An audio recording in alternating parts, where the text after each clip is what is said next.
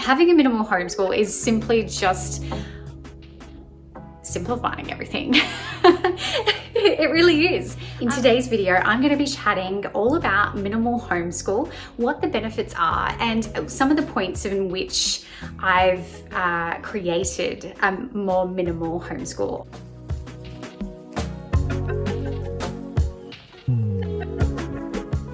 If you're new here, welcome. My name is Tiffany and this is Hinterlife Homeschool. My channel is all about homeschooling, motherhood and organization. If those are things that you're interested in, I would love for you to subscribe and hit that notification bell so you don't miss the next video. Going minimal has been one of the best things that I've done, and I am continuing on that journey. And I wanted to share today with you just some of the points in which I have realized in my homeschool where it's really benefited me, where having a minimal approach has simplified homeschooling as a whole. I'm going to share with you at the end of the video just 3 simple questions I ask myself before I purchase any curriculum, any books, any of those kinds of things. Before I let anything into my home, I run 3 questions through my head and I have that conversation with myself. And that has really helped prevent me from having buyer's remorse, feeling guilty about purchases that I've made or splurging on something. And I wanted to share that with you as well today too. One of the very first steps that I took in my minimal journey was to declutter. Now, I have tried over the years many times to declutter, and I have. I've gotten rid of tons of things. And they seem to accumulate. That was the problem. I'd get rid of things and then a whole bunch of things would come back in because I had more room, right? I feel like we're probably all a little bit guilty of taking those steps, and there's nothing necessarily wrong with that. But if you're wanting to be more minimal and simplify, that's simply not going to help you, is it? And it didn't help me. A couple of years ago, I discovered Clutter. I'll leave her details in the description box below, but her philosophy really resonated with me. She's written a couple of books. I've even done one of her courses for just learning how to declutter and how to organize in my style. And I feel like this is so going to resonate with so many of you. As homeschoolers, we all know that our children learn and prefer to learn in specific ways. My kids are very kinesthetic. They love hands-on learning. They love to touch it, feel it, and they absorb the information so much better.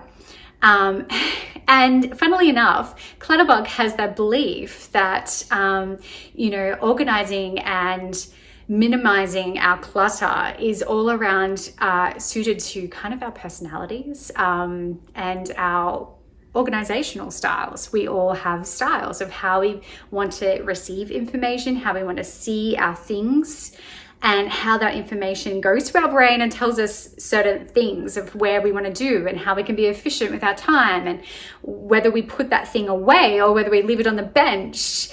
We all have specific styles. Some people really love to see all their things laid out in order, and some people like to hide them away and not have that clutter. One of the people that have influenced me a lot in my decluttering approaches has been Dana White. She has a number of books, and she has also done, she is part of the course that I did with Clutter as well, on decluttering and organizing and all that sort of stuff. I'm sorry about the chicken. They're all singing at the moment. This is my recording time. We're just gonna have to work with it. I'm really sorry if you can hear that. Cluttering is one of those things that you're just going to have to figure out your style and how it works for you. But I found it really good. Dana's approach, as I mentioned, she has some really great approaches. And I think that the main thing that she tries to let everyone know is that the whole take everything out and put it in a pile and look at what you have and then go through it and see if it brings you joy and all that sort of stuff. That's not practical for people like me. I love the concept, and there are some areas in which that helps, like wardrobe and things like that. But when you're trying to just do decluttering in your everyday life, you don't have days set aside to do that, it isn't practical. The way that Dana approaches it is by basically opening up a cupboard, looking at what you can take, looking at what you don't use. Look for the most obvious things first. And once you start doing that, you kind of get momentum, and then you kind of go, you get a box and start grabbing just the things that you can see that are obvious, that you don't think belong there, that you don't use, don't bring value, and you don't want anymore in your home, the obvious stuff. So you just go through and you grab those, and then all of a sudden the cupboard seems to be a little less intimidating, and you can see the things that do bring you joy, and you go, oh, but that doesn't belong there, I can move it to that cupboard because that's where it should be. And then you kind of just start getting momentum, and you just start off with one cupboard or one shelf or one area, and it just goes from there. And you can go to the next cupboard. But the idea is to not make a heap of mess. Don't take everything out of that cupboard and then go, oh, well, I need to do this and organize it, and I need to get containers, and you're not going to finish it. Well, if you're anything like me, you're not going to finish it. And that's kind of what Dana implies, is that we bring on these projects on ourselves, and they become this huge burden. And then we end up feeling really scarred by the experience and just go, oh, I just cannot be an organized person. So that's what I really love about her approach to decluttering. Which brings me to my next tip. Everything has a home, and also everything has a purpose. So if it doesn't have a home or it doesn't have a purpose, you need to do something about it. It will help your homeschool. If we're just talking about homeschool here, it is just, I cannot tell you how important it is to have a home for something. Your kids will start putting things away automatically if they know it has a home, and it doesn't need to be communicated anymore. It is just automatic. You can say, can you put that away? And they know exactly what you're talking about. They know that they need to put it there. And I know that's not as easy for some younger children, but they will learn. They will learn, and mine have. And it's proof that, anyone could do this, because we're not anything special. We're just everyday human beings, and we can all do this. These are all really great steps and easy things to implement and start changing our mindsets around. And I think that if anything that you take away from this video today, it is create a home for your things in your homeschool, and find ways to ascertain whether they have a purpose and whether that purpose is still relevant to you or your children. This next tip is a huge one for me. It has been a problem that I had, to the extent that it was so overwhelming that I created a solution myself, that I came up with a product to fix the problem that I had in my homeschool, which is paper clutter. I was so stressed out with all the paper in our homeschool a few years ago, and there was just so much to sort through. There were teacher guides, there were printables, there were just so many things, and I just felt like it was the sheer quantity of the amount of paper that you need in order to do lessons throughout the day is just such a burden and such a weight that I just felt weighed down, and like we couldn't go anywhere. Like we just had to sit at the desk or the table in order to do our work. It was just not flexible or easy. And so I actually came up with the idea because I couldn't find a product that fixed this, that created this solution for me. And that was Freely Homeschool Planner app. So I am the founder of Freely Homeschool Planner app. It was with my vision that we created an amazing digital homeschool planner. And the best thing about it for me is that it holds all of our PDF curriculum. A lot of curriculum these days is required to be printed. You can't get it in a print form, or if you do, it's a lot more expensive. That was a huge pain point for me, and I wanted that curriculum, but I didn't want to have to print it all out or pay to get it printed all the time. especially if it's just a teacher guide and I'm only going to use it once. And once I'm done with it, it's not like I'm going to be putting it on my shelf to keep, to reflect back on. There's nothing there for me to want to keep it. So why am I going to so much trouble printing it? And that's a question that I asked myself over and over and over until I got to the point where I'm like, there needs to be a solution for this in the market, in the homeschool world.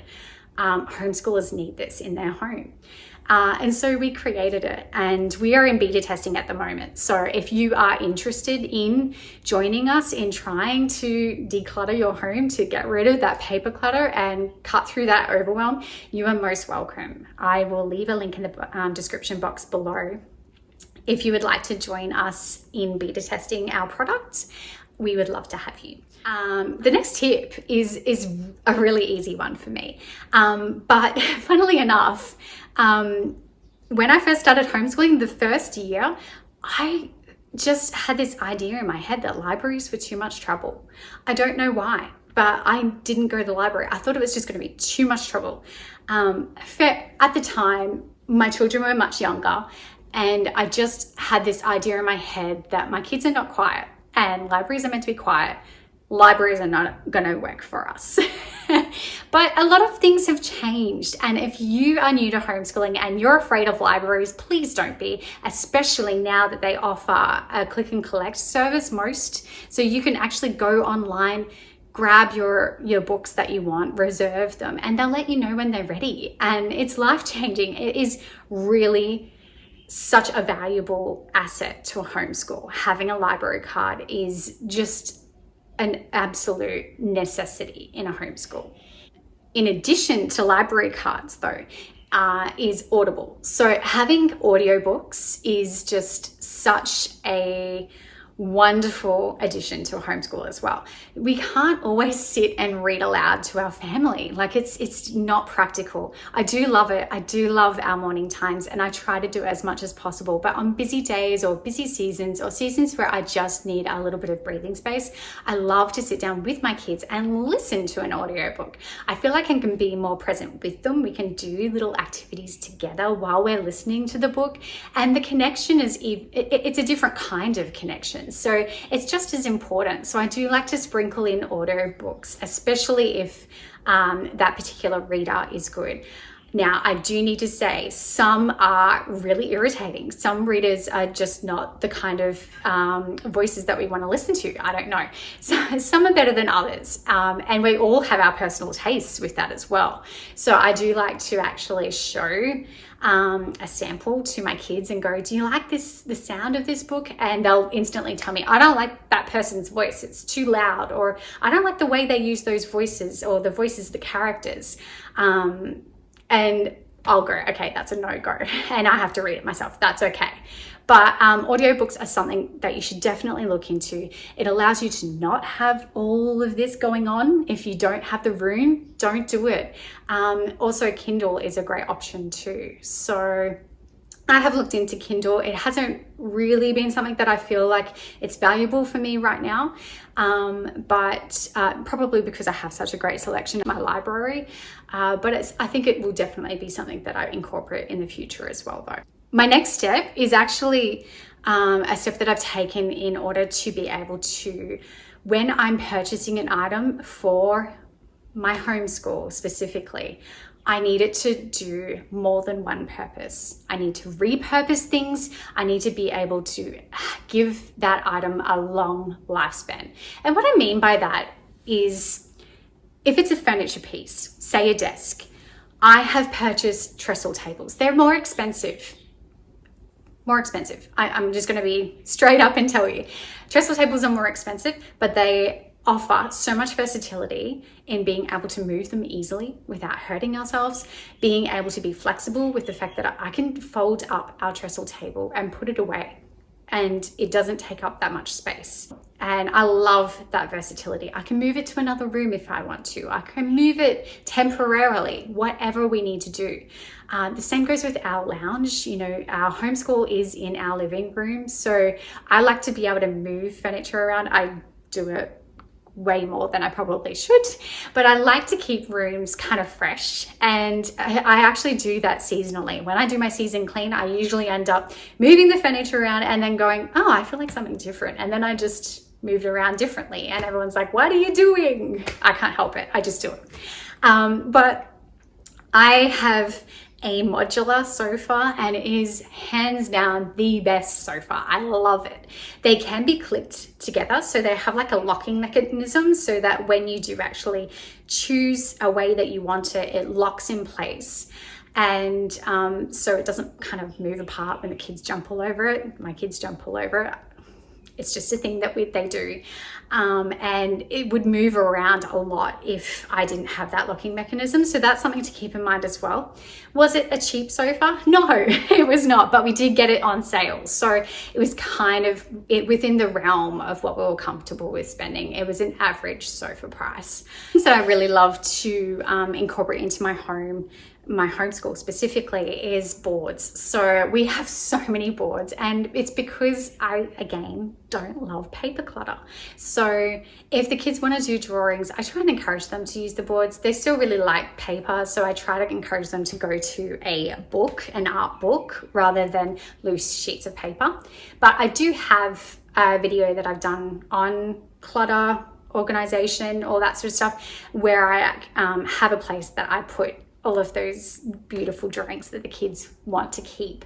And that solves a lot of issues as well. So I'll leave a link to that video also, just in case you're kind of really in the thick of paper clutter.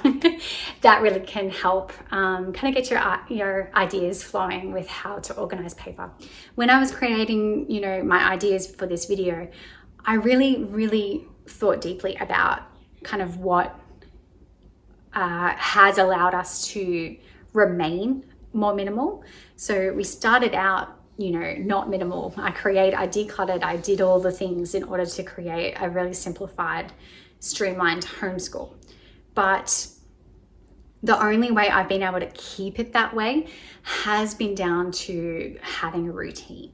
The cool thing with having a routine in your homeschool is it doesn't mean that it's inflexible. It doesn't mean that, you have to do those things. It's just more of it's when you create that pattern of things that you do each day, or you associate days with particular activities, which is what we like to do.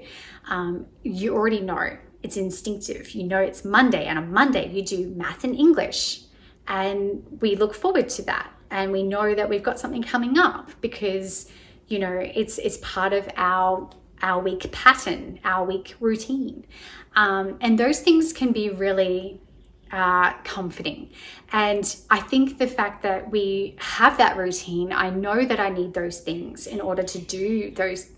I know that I need those supplies. I know that I need those books. I know that I need those pens. Everything has already been thought out because it's just instinctive now, because it is part of our routine. And that simply allows us to know what things are valuable to us. We know that our English books are valuable to us. We need them on a Monday. We know that we need really good art supplies. Those things are valuable to us. So we give them a really dedicated home to serve us well, and we look after them. In regards to the questions that I ask myself before I go and purchase anything, and I'm trying to get my kids to kind of think this way as well. I'm encouraging them to ask themselves some questions. The first question is, does this bring value to our day? So when it comes to homeschooling, the biggest thing for me, the biggest joy is seeing my kids enjoy what we're doing and seeing them just light up when they're learning something about something that they're interested in, or creating a new technique in their art, or just feeling confident from learning something or realizing something about themselves. So I ask myself before I add something to cart, before I go and purchase something, will this item bring value to our day?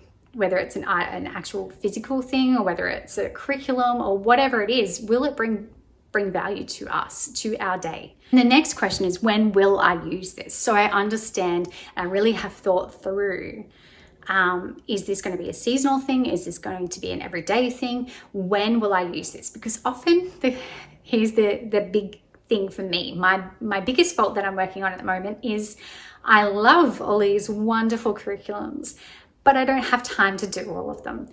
If I'm really realistic about the time that we have to do these things and do them well and enjoy them and still have breathing room to follow those rabbit trails, it doesn't give you a whole lot of time, especially when you're doing, your English and your math and then one other subject in a day. That's pretty much your day, especially if you want to go out and enjoy the, beautiful outdoors and do those fun activities or join a co-op.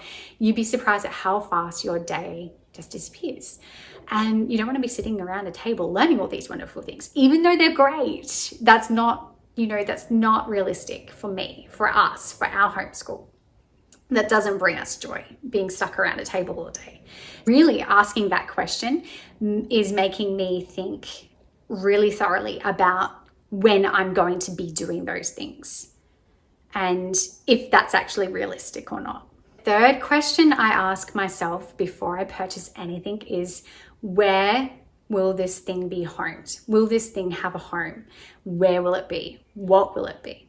So at least then I know if I've purchased something and it needs a system, I will purchase that as well to go with it. So I'm not creating more work for myself. I'm not creating a situation where I have something but I don't use it because it doesn't have a home and we're constantly losing it, or it's not being looked after and it's been broken because it doesn't get put away and it's been left out and the dog got to it, or there are so many things that can go wrong. But if it is something that needs to have a home, what is that going to be and how is that going to look and where is that going to fit? That's the other thing. We only have so much room for things, guys. Some have more room than others, and that's just life, right? But we have what we have and we can make it work. It is enough. What we have is enough. And whatever else we bring in, it needs to still give us value. And if it possibly takes away the value from something else, then that thing can move on too.